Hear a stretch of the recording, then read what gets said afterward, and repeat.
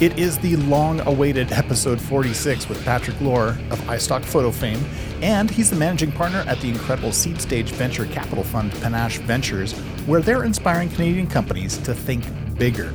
This episode is full of sage advice, hilarious anecdotes, futurisms, and inspiration for entrepreneurs of all stripes. If you're in it to make the world a better place. Thanks so much to our sponsor, the Friday Sock Company, for making every day feel like Friday, and Patreon for giving our listeners the opportunity to be involved with Rebel Rebel in new and interesting ways. Please enjoy the Rebel Rebel podcast with Patrick Lohr and I in episode 46, Fitting In is Just Boring. Welcome to the Rebel Rebel, and I'm Michael Dargan. I'm sitting here in Kensington studio with none other than Patrick Lohr. Pat, how you doing? Great. How about you? I'm wicked. I'm enjoying the sunshine. So Pat, you've done a lot of things over your career, like a lot of things and some really cool stuff. And right now you're working with Panache Ventures as a managing partner. Do you mind filling in the blanks and sort of bringing us all up to speed about Pat and what he's up to? Yeah, for sure. If you want to go really far back. Yeah, super far. I was born in Hong Kong, immigrated to Canada when I was 5. I think that when you look different, when you speak a different language, you're in a new land. I think you're automatically just pushed into a different, a different realm where you're kind of forced to be a rebel. I think as kids, you're kind of picked on a little bit if you're different.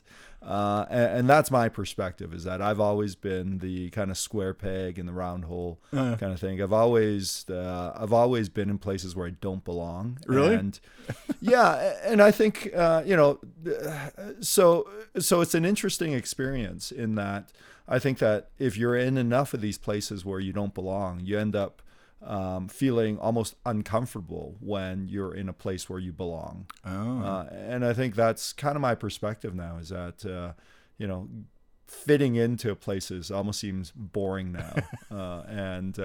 I almost push myself to a point where I'm semi-uncomfortable in situations where if I'm not in a place where I'm being challenged a little bit, it feels like I'm slacking off, or it feels like I'm just not working. Huh. Yeah. What are some of the things that you put yourself out there for? Like, what's an uncomfortable feeling for you?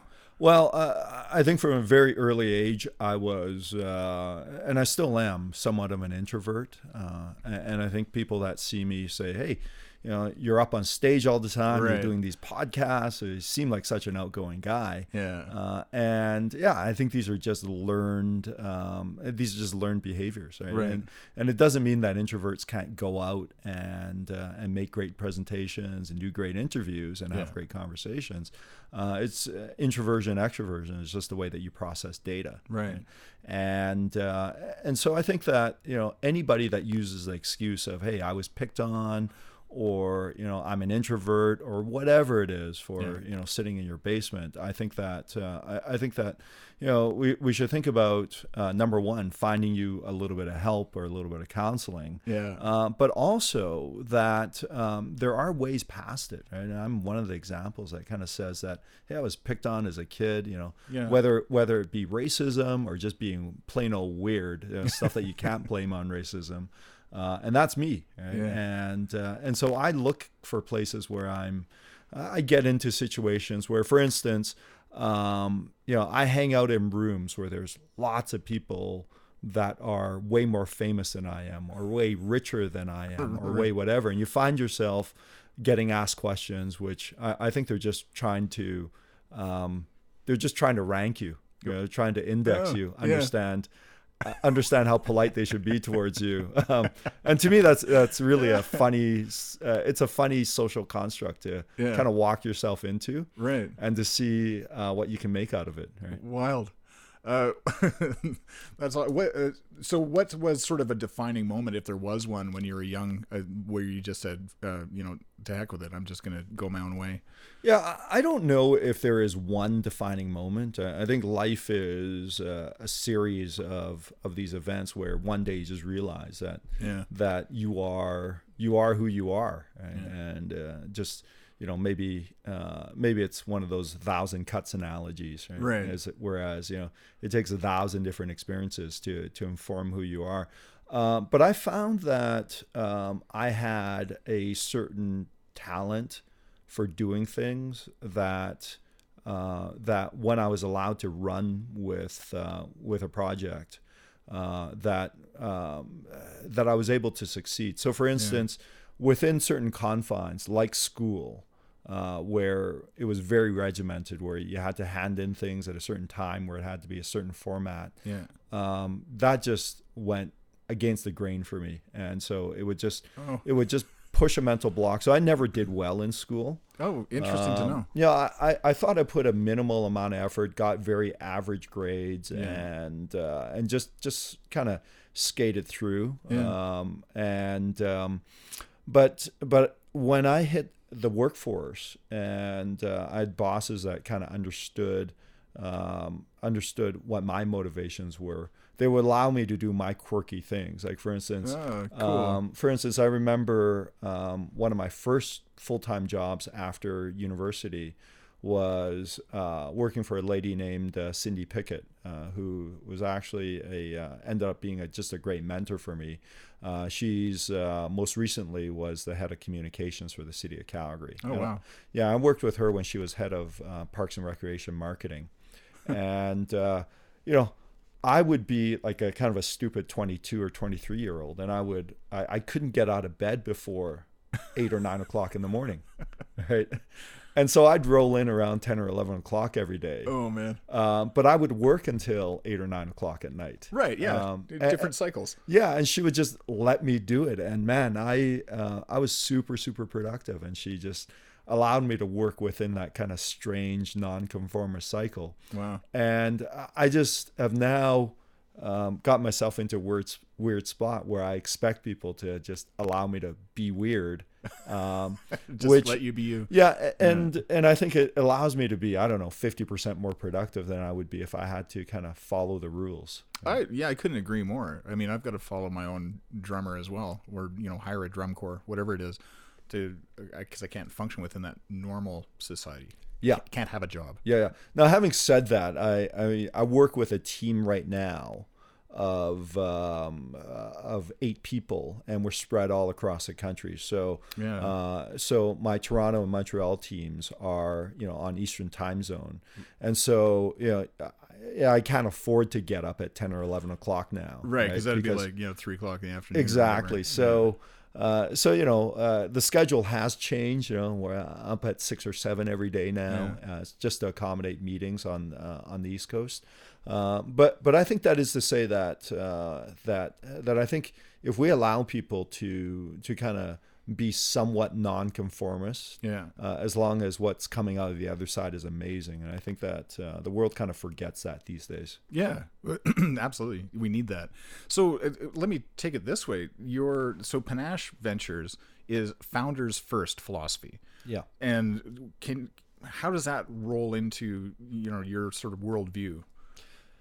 Yeah, well, being a former founder myself, I think that we've just developed a massive amount of empathy for what a founder has to go through to get their venture off the ground.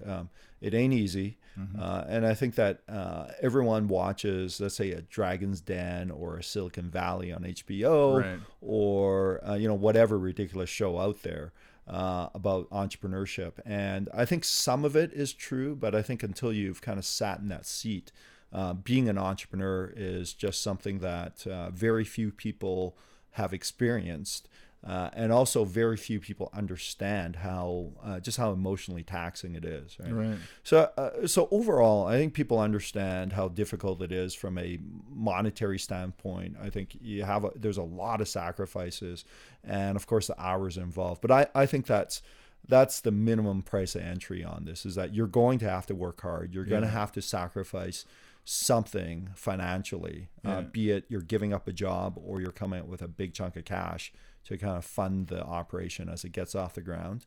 I think you're going to have to go out there and beg for money, whether it be from investors or from customers. Any early product is sufficiently crappy enough, or should be sufficiently crappy enough, that you're going to have to improve it 10,000% before it really gets liftoff. But I think the thing that most people forget is that, or what most people don't understand is that it is just an incredibly tough job from an emotional standpoint. And let me just explain it this way. I think that everybody wants to play armchair quarterback on what a CEO or what a founder should be doing. Sure. And we do it all the time. I think that sitting from our comfy sofas here in Kensington, I think that we can look at, let's say Amazon or Apple or Google or whatever business there is out there and say, Sundar and Jeff and Tim should be doing way better. And if I ran Apple or if I ran Amazon, and if I ran Google, I would be doing X, Y, and Z. Right. And the reality of it is that most of us don't have any idea how tough those jobs are. Oh yeah. And having sat in that seat before, I'll tell you the toughest job is that your mind is just flooded with every single concern of every single person in the company. Yeah. So that ranges from how am I going to make payroll next week to one of my employees is complaining about the other employees' music that they're playing, to somebody doesn't like the coffee, to I think we should have softer toilet paper, in the washrooms, right? And that all falls upon the CEO's shoulders. Sure. And you just wouldn't believe how tough that is. Right? Yeah. Well, I can imagine. I've never sat in that seat, but even just dealing with group dynamics, let alone it's their livelihood and their business, and everybody's got an opinion. Yeah. Everybody thinks that why to the toilet paper comment, why don't you spend the extra money? Yeah, exactly. And everybody, you're expected to be both the mom and the dad of the company, which is like, if you're feeling a little bit insecure about your job, somebody, you work for Acme Incorporated, which is this brand new startup in whatever thing, and you're 5 people.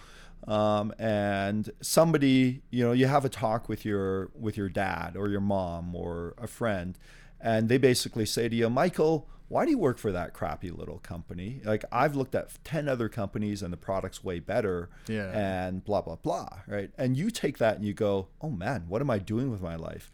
So you take that to the CEO and you go, man, I don't know. Right. Yeah. What am I doing here? Like, is our product on the right path? Are you doing the right thing? Am I doing the right thing? Yeah. And that's, I think that that's a right that employees should have to kind of get out there and kind of go, can we have this discussion, because this has to do with my career and I want to genuinely get better, but I also want to get confident about the job that we're doing here. And that, but you can imagine how tough it is for the CEO. They have to be a cheerleader in that position. Yeah. Yet they have to be fiscally responsible so that they can make payroll for you in the next bunch of months. And they have to go out and beg for money. Yeah. And they have to go out and create the product and. Right. And so to me, it's just one of the toughest jobs in the world. And it's tough in ways that most people can't see. Yeah, no kidding. Well, and I think, like, I'm just going to address the fact that we've got a guy out here that's decided to do yard work, but welcome to Kensington. Yeah, thank you. To that point of the CEO that's got to be all these things, what's been your favorite part about being a CEO and managing these things? Because you've been a big deal in some big companies that, iStock Photo for one. I mean, God, how do you manage that? Yeah. So thank you. I don't know if I'm that big of a deal in the whole context of business. But yeah, I think I know just enough to kind of understand what the journey's like. And the journey is incredibly, incredibly tough because of, you're struggling to build a business and yet you're struggling to motivate your employees. Basically, while your company is on the knife's edge, it's like basically, if you take on, it's like this boat, and if you take on another liter of water, you're going to sink. Right. Yet you need everybody rowing because you need the momentum going, and you can't afford to even put a little bit of fear in your company's mentality. Right. So you got to motivate the hell out of your people. Do you end up with PTSD? Yeah. So you end up becoming this sponge for very kind of jittery, emotional energy within the company. But you got to be the cheerleader. And I'll tell you, when I'm not aware of this, you can be a very negative force on your company. So for instance, you have a bad day and you come in, and imagine if the leader that you look towards, like, not only writing your paycheck, but towards motivating you, because typically this leader is the reason why you joined the company. Right. Which is, they sold you a vision and you believe in the mission and you've joined, right? You know that it's a crappy little startup and that it is on the knife's edge. So the reality is there. But that guy or girl comes in and they're grumpy and or they're sad, or they don't talk to you, or whatever, right? They're not motivating that day. What are you supposed to think about that? You just like, man, I just quit my $100,000 job to come work for $50,000. And that guy or that girl doesn't seem very motivated today. Should I be looking for a new job? Right. And I've had people basically come to me on days where I've felt not so great, not because of the company, but because of some personal issues, be it just low energy or be it, whatever happened. And they just go, is the company doing okay? And at that moment, you just realize, like, wait a second, I cannot afford to come in for whatever reason and not be happy. So you got to be on. Got to be on all the time, whether you're on or off, right? So I've had people, in talking to other CEOs, they've had pets die on them. They've had parents die on them. Their kids with troubles, whatever issues, right? But had to come in and just kind of suck it up and just send positive energy back into the company. Because I don't think people understand how much the company depends on them. Oh, sure. And I just, that's what I talk to about my entrepreneurs, with my entrepreneurs. Do you do a lot of mentoring? Yeah. We talk to a lot of companies that are within our portfolio, and companies that we just talk to in the community, because I think this is a super important issue. I think it's a massive mental health issue. And that if we can get out there and just say, hey, you know what, it's okay for your CEO to be sad sometimes. Don't worry about it, right? And don't always count on your CEO to be 100% motivational, right? But at the same time, we make CEOs aware that if they're not performing, that their companies aren't performing. The companies are a direct reflection of them, especially at these small companies, right? I think at a company like Apple, like Amazon, wherever, there's limited exposure of the CEOs to most of the workforce.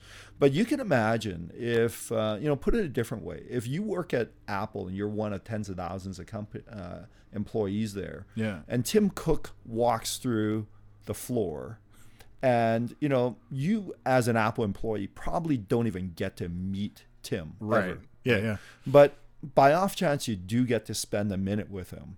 If he was grumpy, right, you're gonna automatically think that the whole thing is falling apart, or that he hates you and that your job is in jeopardy, or whatever, right? And the reality is he's got other things to think about. But Tim's got to be aware of this, right? Tim's got to go out there and just go, listen, most employees don't get a chance to see. Right, I'll get 30 seconds with maybe 30% of the employees, in a year, right? And so he's got to get out there and he's got to go, hey guys, great job, thank you for your service. I really appreciate it. Keep up the great work, even if things aren't going all that well for either side. Right. Oh my God, what a balancing act, hey? Yeah, it's a tough thing. I think that it just to us it kind of points out that investing is not just about the numbers. It's that at the end of the day, companies are just collections of these biomasses, in rooms, right? That's a weird way to look at it, man. If we were just algorithms, you could just connect us by network and we'd get the work done. Yeah. Right. Reality is that there's emotion involved and these humans involved. Yeah. And there's a different way to motivate a human versus, getting a computer working. For sure. Yeah, absolutely. I wanted to talk to you and ask you about people that have mentored you, like the people that have sort of meaningful in your life that have sort of helped shape, who Pat is now. Yeah. This is a difficult question for me to answer. Okay. Because I think that in today's paradigm of mentorship, you're supposed to basically say, hey, Bob mentored me. He was amazing. Yeah. And he's mentored me for the last 15 years. And I'm not sure that is my answer. Yeah. To me, it's always been weird for either me to ask someone to mentor me, and so I've never done it, or it's always been weird that I've been asked to mentor people, especially when it comes time the situation is people barely know me and they ask me to mentor them, and I just go, man, it's like, why would you ask someone that you barely know to mentor them? It's like they've read my resume, they've talked to me for half an hour, and they go, would you mentor me? Wow. And I always advise against that kind of thing, because it's kind of like just getting up to someone and basically saying, would you have a long-term relationship with me after knowing them for half an hour? Right. Okay, allow me to rephrase. Yeah. Yeah. Who has influenced you? Yeah. So I love that question, and this is not to criticize the question. Like, no, man, it's all good. I think it's to say that sometimes we just have to let these conversations flow, and I think that for me, I've always had a really great group of friends that we've been able to just pick each other apart in a just an honest and funny way, just to become more self-aware of our actions. And so I've got a little bit of an ego, and my friends kind of keep it in check, which is always fun, because your friends can always be really they can really cross the line. Oh, sure. And not and I think do it in a way that doesn't really hurt your feelings. Right? Whereas I think a stranger doing it off the street, or your mom doing it, or your wife or your husband doing it, you tend to get really sensitive. And so I think where it comes from really matters, and this is where a strong group of friends really helps out. And a couple of other people as well. As far as on the academic side, I took a MBA after almost failing out my first year of university during my undergrad years. I went back to school 9 years after graduation and took an MBA. Wow. And a couple of professors there have been just incredible influences. One is Dr. Alan Conway, another is Dr. Bob Schultz, both kind of somewhat legendary amongst students, especially in the Calgary and the University of Windsor area. Dr. Conway, after starting up the executive MBA program here in Calgary, left for a bunch of years to go be the dean of the business school at the University of Windsor. Oh, wow! Right? And I've stayed in touch with both of them, and they've lived great lives. They continue to be super smart, and just about life and about business. So I've enjoyed just talking to them, just even if we have nothing to talk about, just getting together and having a coffee. Oh, that's awesome. And I've been just fortunate to just have great, just deep conversations with just about anyone that's willing to share their life story. And so I meet all kinds of people in life. And like I say, I think I really get along well with entrepreneurs. And it doesn't matter whether they've been successful or not. I think some of the best stories and some of the strongest connections come from people that have failed spectacularly. That leave a mark. And speaking of which, so I'm going to do a little plug here. I have a present for you. Oh, awesome. So the show has a sponsor, and the sponsor is the Friday Sock Company. They're local, and they design ethically made, purposefully mismatched socks that are made in Italy. and designed here in Calgary. Awesome. So you have got some amazing, super colorful watermelon socks. Awesome. And they're actually just because nobody can see this, they're mismatched, but in a really matched way. Right. Yeah. So one is kind of red watermelon seeds. Maybe? Yeah.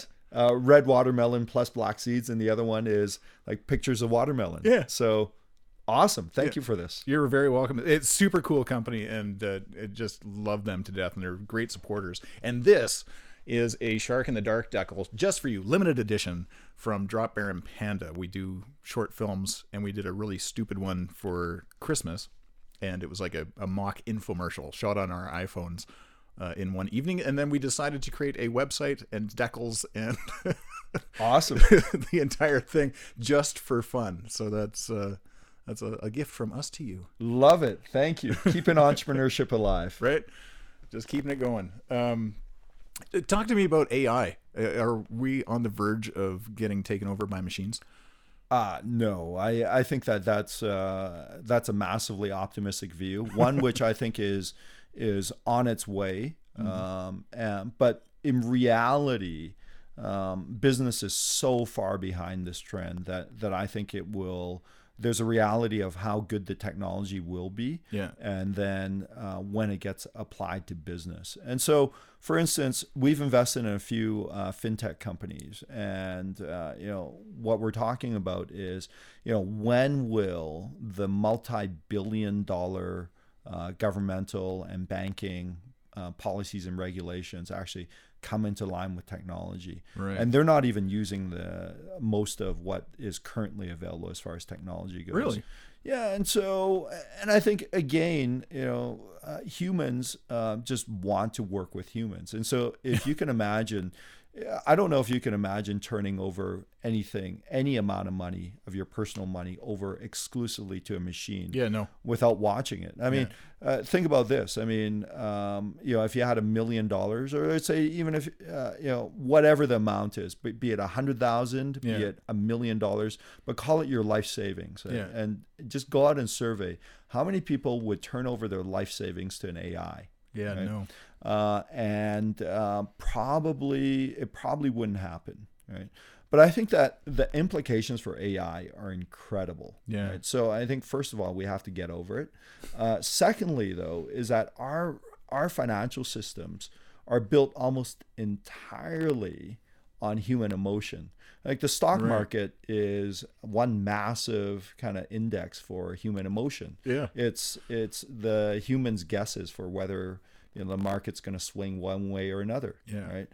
So when there's a shortage in coffee, we're making guesses as to, is coffee going to go up by $1 a pound, or is it going to go up $100 a pound? Yeah. Yeah. And that affects you in ways that you can't even imagine. Right. So I think that the underlying system, though, has massive implications for things like price efficiency. Yeah. So imagine if we took the entire human psychological decision making out of pricing, and it was priced perfectly to market. Yeah. That's one of the things that AI can do, and compute power, by the way. So think about things like electricity markets. Yeah. Where pricing right now is calculated very imperfectly. But imagine if we had the compute power to calculate the power consumption every second. Right. Right. I mean, the power pricing might go up drastically or might come down drastically. Yeah, interesting. We just don't know that for now, right? Right now, all humans are making these guesses. Yeah. Augmented with a little bit of algorithm. Yeah. Right. Is that do you love that stuff? Like, and I want to turn this back onto you a little bit, because I know that you invest in things that, are interesting to you and, have got value long term. I would like to say altruistically to humanity. Is that fairly accurate? Yeah, I would say that when you think about all the technology out there, and how it can be used to make life better. Yeah. And what we should be doing with our lives. Like right now, I think, especially amongst millennials now, or maybe we just blame this on the millennials, and most of the time somewhat unfairly, is how we should be living our lives. Right? Right. And so, so should we be doing all the things that we're doing, or should we just relax a little bit more and just improve ourselves as human beings? Yeah. Right. And so I don't know. I don't have the answer for this stuff. Yeah. But all I know is that maybe what we should think about is ways that we can use this technology to make the world a better place. Not only from the very basics, which is like, why are a couple billion people in the world living on $1 or less in the world when we have an abundance of food in the Western world? Yeah. Right. It's shocking. Yeah, it is. And we're always having this capitalism versus socialism debate. I don't know where that one's going to go, but I mean, it's become very illogical and very polarized. Yeah. Should we have universal health care? I think there's an easy answer to that, right? Yeah. Should we have equal rights for everyone in the world, right? Yeah. I think there's an easy answer to that. But logic doesn't necessarily follow what we should be doing. And so, what can we do as far as technology goes to just make the world a better place? And I think that if we had, my hope is that data one day will become so apparent that we just can't ignore it, that we can be able to, that one day we'll be able to put any problem into this big machine. Yeah. And it just gives us enough data that we can make the right decisions. Right now, I think there's so much ideology and so much misinformation and so much I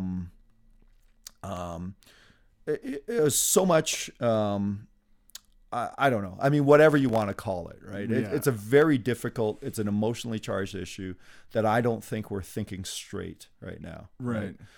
So yeah, I'm hoping that data makes our lives better and it helps us think more clearly, and therefore make the world a better place. Like I believe that this world has enough abundance to feed everyone, to give everyone universal health care, that we don't have to worry about how our neighbors live their lives, right? That we can accept everyone. Yeah.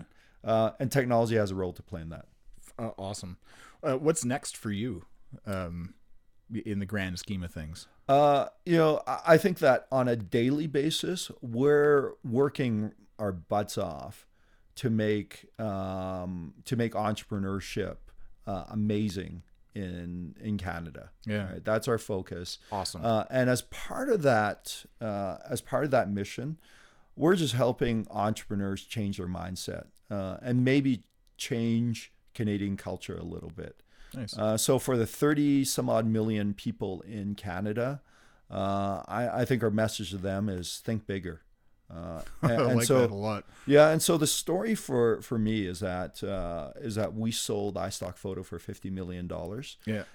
And that sounds like I'm bragging, but really, what I'm saying this with all the humility that I possibly can.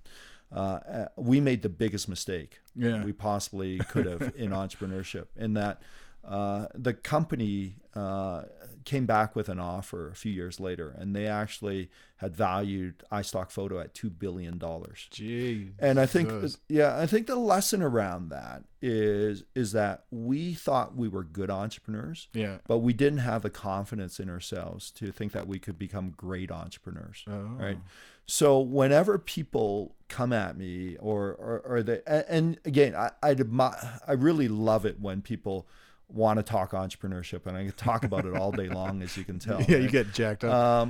But when people come to me and say, "Hey, you're an amazing entrepreneur," it's not out of humility that I say no. Like, I'm just a good entrepreneur. Yeah. But if you want to be a great entrepreneur, I think I know how to coach you that way. Yeah, right? There you go. And it's all because of mindset. There's nothing within our abilities that say that we can't do this. Awesome. Yeah, you've got so you got a $50-60 million fund Yep. Right now, and you're working with, sorry, how many companies? So Panache Ventures, we're just in the process of closing the final number. There's a couple of investors that we're working with to get their commitment in the fund. Yeah. But we'll look to spend between $50 to $60 million over the next 3 years or so. We've got 37 companies in the portfolio so far. Wow. We're going to cut another about 50 or 60 checks, get the fund up to around 100 companies. Yeah. Oh, that's great. Yeah. And we'll do this all across Canada. Currently, we have companies in the portfolio all the way from Victoria to St. John, Newfoundland. Oh, wicked. Yeah. Go Canada. Yeah, for sure. For sure. We just love how, in general, I think we love this kind of tension between how Canadian entrepreneurs think they're good but not great. It makes there's nothing better than working with people that are super talented yet have humility about them. Yeah. Right. We just want to change that mindset to just adjust it just slightly, so that they have a little more ego, so that they're dreaming a little bit bigger, but also to have the skill set to match that. Yeah. Right. And that's an absolutely amazing thing. But I think beyond that is to think about our advantages within Canada, which is that we are right beside, the number one economic driver in the world, which is the U.S. So I often think about it in just plain old numbers, which is if you're a Canadian only company and you're doing $1 million in revenues, right? That should be, in a company that's fully scaled out, Canada should be about 5% of your revenues. So you should be able to basically go 20x your revenues within the next 3 years once we work on a worldwide rollout plan. And about 65% of your revenues should come from the US, and about 30% or so should come from the rest of the world. Wow. Right. So so if you're a company that's doing about $1 million only in Canada right now, and you think that you can scale internationally, we would put a value of at least 20x on that for the right product and for the right entrepreneurs. And we want to talk to those entrepreneurs. So that's my next question. This isn't to shill for Panache Ventures, but how do people get in touch with you to, like, they've got the next best thing? Yeah, so we're shameless as far as shilling goes. So yeah, thanks for giving us a stage on this one. Yeah. But there's a couple of ways to get a hold of us. You can get a hold of us on our website. You could probably find me on LinkedIn. Yeah. We've got 8 team members, so there's various ways to get a hold of us. The reality of it is this, and this is a secret for only your audience here, is that heard it here first. Is that there is just so much inbound deal flow out there, and it's completely undifferentiated. Meaning that if you've got this amazing cold fusion technology, and it's going to change the world, that email sits in the same priority stack as someone who's like making cat food, right, out of their kitchen. And we get thousands of these inquiries a year. Wow. Right? And it's really hard for us to filter. Right? Sure. The best way to filter it is to get out in the community and start having conversations with the business contacts that you have. Yeah. And hope that they know us, or they know someone that, like an intro, that knows someone that knows us, right? Yeah. And the intro is absolutely the best way to do it, because that hits the top of our inbox. Right? Sure. Somebody that we trust basically says, "Hey, Pat, you should talk to Michael. He's an awesome entrepreneur. He really knows A, B, and C, and I think it'd be well worth half an hour or a coffee for you to sit with him, right, and talk about his business." Right? Nice. And that meeting will always take, because I think that we've just been in the business community long enough to understand that this is our lifeblood. Right? Yeah. Our Rolodex is the only thing that's valuable about us. I love that, because I mean it speaks to people. Yeah. Right. And we were talking earlier about stories and stuff like that, and how it, it's that connection, right? And the entrepreneurs, man, they have that vision, where they, get really jacked up about this thing that they're creating. And, I just love this. I love this journey, and I love this space, like the entire, The entire entrepreneurial space is just so thrilling to me. So you like hanging out with entrepreneurs? Yeah, I think it's interesting. I have a bunch of friends that are lawyers and accountants, and I needle them endlessly, which is like, there's a place for dreamers in this world. Yeah. People that think that we don't have to live the life that we're currently living, and if even only 1% of their ideas came through, I think we'd be living drastically better lives. Yeah. We have to admire people that get out there and they have a different idea. They're facing a lot of headwinds. Most of their ideas will die. They have to suffer a lot of humiliation. But for the ones that make it through, I think that they'll have just amazing consequences on the way that we live our lives, right?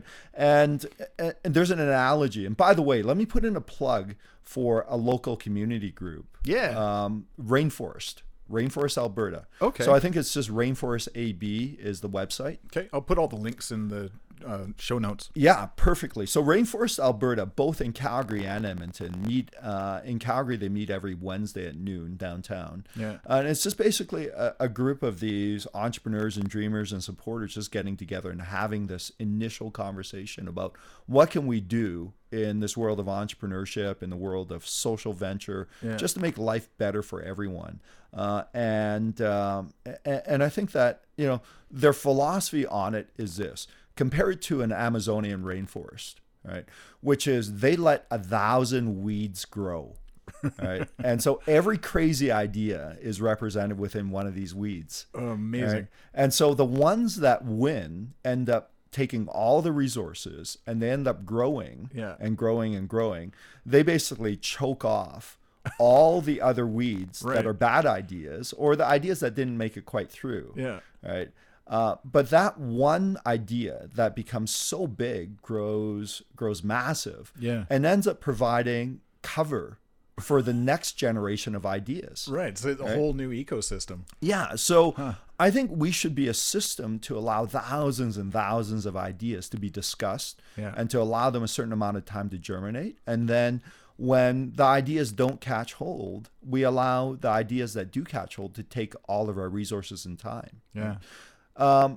Compare that to typical farming, right? Where we look at industrialized farming, where anything that looks like a weed gets stomped upon or sprayed immediately, right? Yeah. Because you can't allow these kind of bad things, these bad actors to spread out. Right. But that presupposes that the crop that you're growing is valuable and plentiful and is needed. Right. And I think in today's economy, you don't know what's going to be valuable, in 5 or 10 years. What's valuable today might not be valuable 5 years from now or 50 years from now. So I think that the new reality of today's economy is that, something we're going to go through these constant renewal cycles. Sure. What was valuable 100 years ago, maybe oil and gas, might not be valuable anymore because we're going to switch to solar or wind. Right. And Alberta is going through that right now. And so I think these discussions are super, super valuable to have. Do you have any thoughts around serendipity and happy accidents making their way to the forefront, or is everything planned and measured? Yeah, I think this is where storytelling comes in. It's where attitude comes in. Yeah. I think that what I found is that the CEO and the origin story makes a massive, massive difference. So I'll give you a quick idea of what I'm talking about here. We just invested in a female feminine products company. Okay. Basically helping teenage girls go through puberty, right? And the CEO and the COO, who are a pair of sisters based out of Vancouver, started up this company because one of the sisters had gotten toxic shock syndrome. Oh no! Right, and so they basically went on this journey to find the safest tampons out there. Oh, right? cool. And they came out with this product that was all natural. Yeah. And then they found that, hey, wait a second, this is a difficult conversation for most people to have. So they developed all kinds of narrative for parents to talk to their daughters about going through this process. Right? That's awesome. And then they started adding all this other product about all these other teenage problems, which is acne, which is body odor, which is skin cream, all this other stuff, right? But how did they wrap it all together? They basically, when they get out there, they basically said, we want to help all females, right, go through puberty and go through it, in a much, much smoother fashion, right? Wow. And we've got this entire support community around it. And so, I think that you could get out there and easily say, listen, here's the product, here's what it does. And it'd be a very mechanical story. And I think would just skip that story. Yeah, right? for sure. So I think that, yes, there is something around the way that you tell this story, but I think it's also about having the right attitude around the way that we hear stories and the way that we tell stories. So give you another example of this. I think that there are so many stories floating around out there that everyone thinks that their story is amazing, right? The reality is that we can't remember any, more than 2 or 3 brands in any category that we're thinking of that's out there. So for instance, name the top 3 restaurants, right? Name the top 3 supermarkets, name the top 3 music streaming services, name the top 3 video streaming platforms, right? And so let's try that one. YouTube, Vimeo. Okay. Tough, right? Yeah. Yet there are hundreds of these platforms out there, right? Yeah. And so I think that I think that it just implores us to understand what gets people's interest, right? Like what's the zeitgeist out there? What are people concerned about nowadays? And I think that we can all tune our stories or tune our businesses to make sure that we're on theme. Right. Oh, what a great message. Just to go back a step, what's the name of that women's products company? Oh, yes. It's Blume. So BLUME.com. Awesome. Yeah. Because that's worth sharing. Yeah. Plug. For sure. Awesome. Do you have time to read? Are you a reader? Are you a movie buff? Like what's your deal when you're, sitting by yourself? Yeah. So I love literature and love movies. I haven't had much time to do it lately because of work. I know that's not much of an excuse. Yeah. I've got this massive stack of books that I have at home. What's on your shelf? So Sapiens has been on there for a long time. One of the classics that I've been reading for years is Dr. John Medina's. He wrote a book called Brain Rules. Which basically, there's this one great rule in there. Basically says, we have these primitive cavemen brains that kind of thinks about what we eat. There's one rule, just a simple rule, which basically says that our brains go back millions of years, and millions of years ago, when we looked at something, we size it up in terms of threats, right? And so we size it up in terms of like, can it eat me or can I eat it? Because we were constantly hungry as well, right? But he writes it and he says, listen, in that context, what does it mean for us? Right? And what it means is that we're not always logical thinkers, and he kind of frames that as far as how we can tune our human performance. One of the things that he says is we can only pay attention to things in about 10-minute stretches. Right. So this hour-long or half-hour-long podcast, so you should really think about breaking it up into 10-minute segments. But yeah, interesting stuff like that. So when you're doing an hour-long presentation or lecture, think about just new kind of injection points for energy. Yeah. Right? Well, then we'll have a part 1 with Pat and a part 2. And for sure. We can go on all day. That's awesome. What's your favorite place to travel to? Well, what's my favorite place? Good question. Because I haven't traveled much lately except for work. Yeah. So within the work sphere, it's been Vancouver, Victoria, Edmonton, Toronto, Montreal, San Francisco. Yeah. I would say out of all of the North American destinations, I really love San Francisco. Yeah. I really love Montreal as well. I think beautiful. Yeah, Montreal from a culture standpoint, love to eat. Yeah. And so yeah, Montreal I think is the kind of Canadian favorite because it's familiar yet different. Yeah. And so I think it's a place where you can get a different plate of food and have a different conversation. Awesome. Local bands. Are you a music fan? Well, I gotta, whenever this question comes up, gotta plug the brother-in-law's band, which is Plaid Tongue Devils. Oh, no way. Yeah. Oh, they're awesome. Yeah. Okay. Sure. Very cool. Oh, by the way, this is a great piece of the conversation that I think everyone should inject into their dinner conversation or coffee conversations, which is typically we just move down this track of just talking about business. Right? Yeah. But whenever there's time, inject this question into your conversation, which is, what are the 5 things that I should know?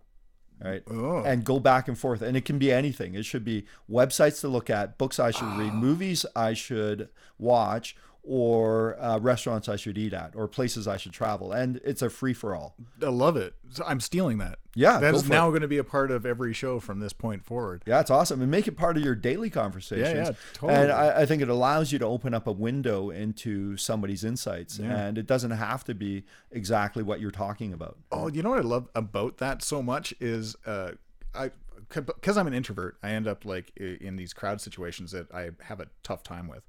But everybody always says, so what do you do? Yeah. And I can't stand that question, like, because it's such a big question to me. But and it's also, a thin veneer of being vapid as well. Yeah. But, what are 5 things I need to know about what? Just in general. What are 5 things I need to know from your experience?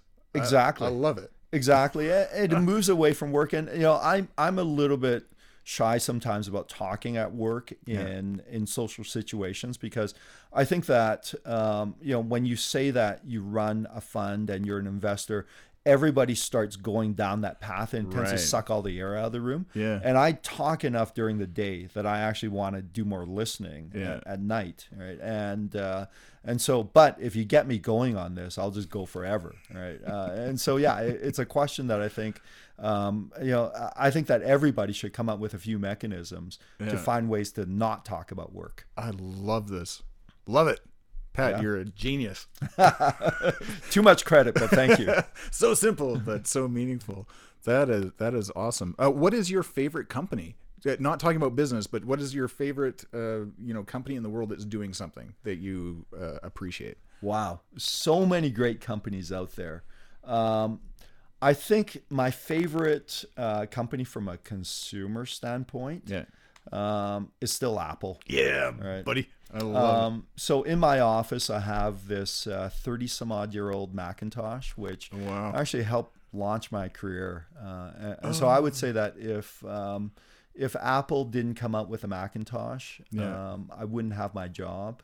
Wow. It was the thing that I typed university essays on. It was the thing that allowed me to get my first job graduating from university, which was a design job. Yeah. I was designing brochures on my little Mac. Like on Aldus PageMaker. Yeah, exactly. And, I was a sociology grad, so I wasn't even qualified to be a designer, but just because I could drive a computer, they gave me a job as a brochure designer. And so I owe everything in my life to that. If there was any one inanimate object that I owe my career to, it's that. Yeah. And even to today, almost everything in my backpack is a Mac or Apple product. Oh yeah, I'm an evangelist without question. I'm just about to get a brand new Mac Pro, the trash can, because I've got this old Mac server that I repurposed. This thing lasts forever. Yeah, like it's a rock star. Yeah, exactly. I think that again, let's play armchair quarterback for Tim Cook.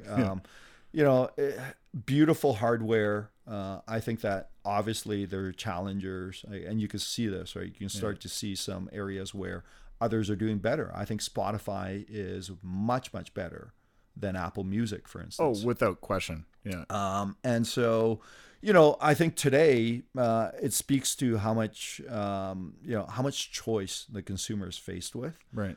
It's a tough environment out there, even for Apple, right? The world's most valuable company, as it were. Yeah, isn't that something? Yeah. What's your favorite Apple product? Last question. I am loving the iPad Pros along with the Pencil. Funny thing, because this is something that Microsoft actually pioneered. Right. Apple kind of stole. Well, they just do everything better. Yeah, but I have both. I have a Surface with a pen, and I have an iPad Pro with a pen. Apple just seems to create a much better interface. Yeah. So. Yeah, I love those. A friend of mine uses it exclusively for everything. He's got like real-time board as a thing that he uses all the time too. So it's like this endless, workboard that you can partition and stuff. And there's so many cool apps out there that run and drive this stuff. Yeah. For my workflow, I tend to carry both a MacBook and an iPad Pro. Oh, wow. And so there's, I think the one thing that Apple could learn from Microsoft is to integrate it all into one unit. So imagine a MacBook Pro with a touchscreen. Oh, why don't we have this yet? Yeah, exactly. Yeah. So there you go. There we are, armchair quarterbacking. There you go, for Tim Cook. Again, you can have that one. Yeah, exactly. And so but I think that what's interesting about Apple is that they're basically saying, hey, unless we can create the most perfect hybrid machine, we're not going to do it. So so we're going to force you to carry an iPad and a MacBook, and they are the best in their categories. Yeah. Well, without question. I've got this little MacBook Pro behind you that I love to death. Yeah. And I've got an old iPad that just finally died, so it's time to re-up on all this stuff. And so something else that your creative audience might be interested in is something called Notion. Oh, what's that? Yeah, so essentially it's kind of hard to describe because it's kind of a hybrid of everything. So think of it like Google Docs and Evernote, and a database and a to-do list and all kind of wrapped up into one. And so I've started using it for everything from just tracking what I should be doing to articles I should be reading. Really? To I've actually even started concepting a book in it. I put all my presentation ideas in there. Wow. So it's really become my go-to for all the things that we had a bunch of different apps for. Yeah. And it's starting to become the one central repository for everything in my brain. That's awesome. Yeah. You've got a big brain, so you need to outboard that thing. Yeah. Again, you're too kind, but thank you. I'm just blowing sunshine up your ass. Yeah, exactly. But yeah, I think there's a lot of stuff going on. And there's a lot of things fighting for our attention. And I think it's ironic that there are massive amounts of applications out there that are fighting for how we track our attention. And right. Isn't that funny? Yeah, this is one of the best ones that I found out there. Cool. I will put the link and I'll actually download it today. Yeah, to awesome. Check it out. Awesome. This has been an absolute blast, Pat. Thanks so much for coming down. Thank you. It's my pleasure. Wicked.